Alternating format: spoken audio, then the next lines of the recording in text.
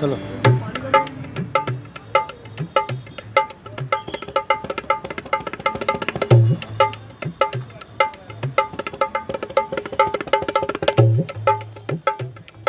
तेरा नंबर ले रही है ना बेस